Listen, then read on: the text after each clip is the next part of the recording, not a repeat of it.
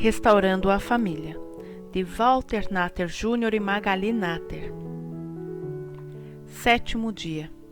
É possível mudar o caráter de alguém? Um assunto bem difícil e muito complexo para tratar.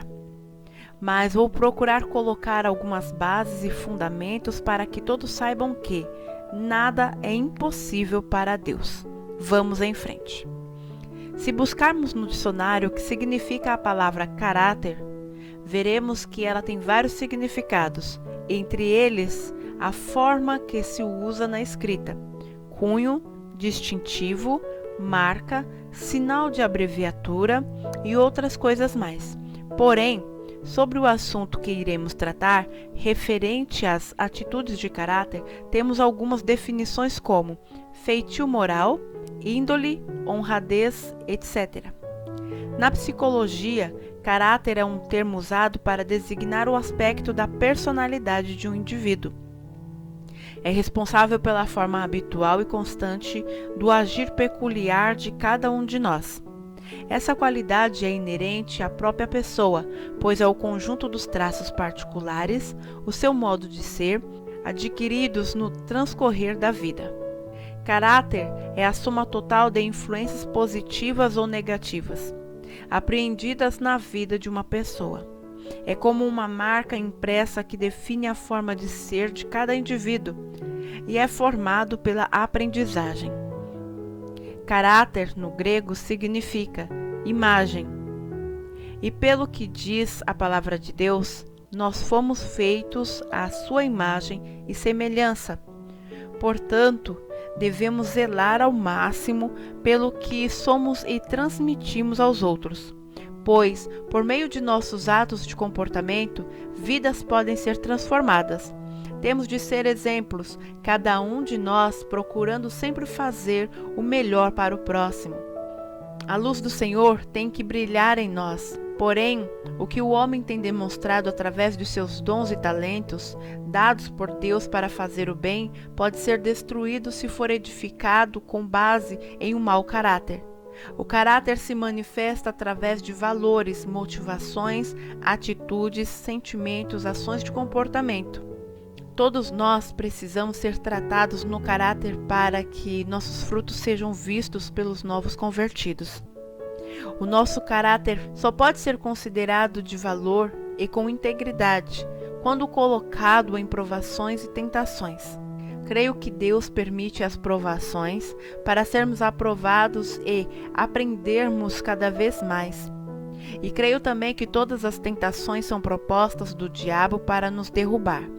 Mas Deus nunca vai permitir provações que não possamos suportar, pois Ele quer aperfeiçoar o nosso caráter pelas provas.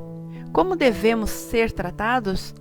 Existem várias formas que Deus usa para isto: tratamento pelo fogo, pela lavagem, pelo perdão, pelas humilhações.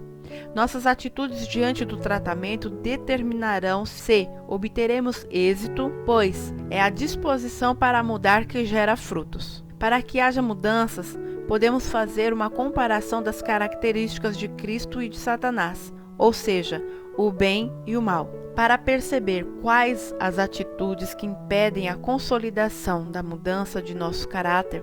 Nossos frutos são manifestos e são, mais cedo ou mais tarde, reconhecido por aqueles que nos cercam. Um bom testemunho de vida é fator fundamental para consolidar aqueles que, cansados de um mundo errado, buscam um referencial de integridade e equilíbrio entre o povo de Deus. Podemos usar como exemplo duas palavras: honesto e desonesto. Primeiro, quero ressaltar a honestidade é uma das maiores virtudes de um caráter saudável. Veja bem, ao pedir emprestada uma simples caneta e não devolver, colocando-a na bolsa ou no bolso, se você pensar, qual o problema se eu ficar com ela? Pode até não ter problema algum, mas quem se apropria de algo que não lhe pertence, por menor que seja, pode acabar por se apropriar de coisas bem maiores. Reflita. Assim, a falsidade passa a operar em muitas pessoas como algo normal. A mentira passa a ser verdade, começando algo que não pode ter retorno, tornando-se uma rotina na forma de comportamento, algo que podemos chamar de falhas de caráter. Além de andarem sempre juntas, como duas irmãs gêmeas, a falsidade e a mentira ainda trazem consigo mais um irmãozinho, o engano. Não é necessário dizer que o pai da mentira é o diabo e de todos os outros espíritos malignos que agem na vida das pessoas. Infelizmente, estamos vivendo tudo isso dentro da igreja. A apostasia se instalou entre os cristãos, que estão permitindo, através da sua maneira de comportamento, por atos e atitudes incabíveis, que ela continue. Um querendo tirar o lugar do outro, custe o que custar. A manipulação por detrás dos bastidores, com críticas e acusações, tem sido algo muito comum, porém causando grandes estragos e também divisão. Quem tem esse tipo de deficiência de caráter pode estar comprometendo todo o seu futuro. Dependendo do estado em que se encontra, pode interromper a comunhão com Deus, o trabalho, seu sacerdócio e ministério. Se tiver um caráter doente, acabará sendo derrubado, destruindo tudo o que já alcançou. Pode ser que as deficiências não sejam em todas as áreas, portanto, devemos procurar descobrir onde erramos. Por exemplo, ministério sem caráter é como a casa construída na areia. Para cair é questão de tempo. Pode colocar em sofrimento seu cônjuge, os filhos, a família, a casa. E uma deficiência como essa pode atrair o juízo de Deus. Pode vir a ser um sepulcro caiado. Mateus capítulo 7, versículo 13 ao 29, na linhagem contemporânea diz: Não procurem atalhos para Deus. O mercado está transbordando de fórmulas fáceis e infalíveis para uma vida bem-sucedida que podem ser aplicadas em seu tempo livre. Não caiam neste golpe, ainda que multidões o recomendem. O caminho para a vida, para Deus, é difícil e requer dedicação total. Tomem cuidado com os pregadores muito sorridentes. A sinceridade deles é fabricada. Eles não perderam nenhuma oportunidade para depenar vocês. Não fiquem impressionados com o carisma, procurem o caráter.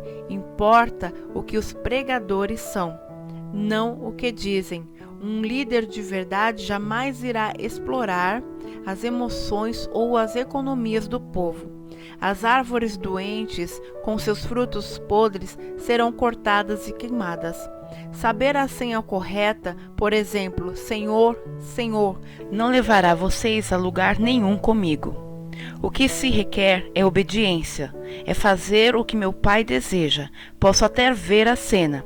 No juízo final, milhares vindo em minha direção e se justificando. Senhor, nós pregamos a mensagem, expulsamos demônios e todos diziam que nossos projetos eram patrocinados por Deus.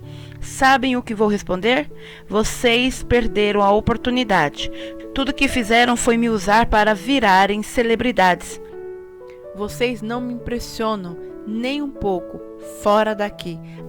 As palavras que digo não são meros adendos ao seu estilo de vida, como a reforma de uma casa, que resulta em melhora de padrão. Elas são o próprio alicerce, a base de sua vida. Se vocês puserem essas palavras em prática, serão como pedreiros competentes que constroem sua casa sobre a solidez da rocha. A chuva cai, o rio avança e o vento sopra forte, mas nada derruba aquela construção. Ela está fundamentada na rocha, mas se vocês usarem minhas palavras apenas para estudo bíblico, sem nunca aplicá-los à própria vida, não passarão de pedreiros tolos que constroem sua casa sobre a areia da praia. Quando for atingida pela tempestade e pelas ondas, ela irá desmoronar como um castelo de areia. Quando Jesus concluiu seu discurso, a multidão aplaudiu. Eles nunca tiveram ouvido um ensino assim. Era óbvio que ele vivia o que pregava. Em contraste com os líderes religiosos do povo. Foi a melhor aula que eles já tinham ouvido. Eu aguardo vocês amanhã para o nosso 8º dia.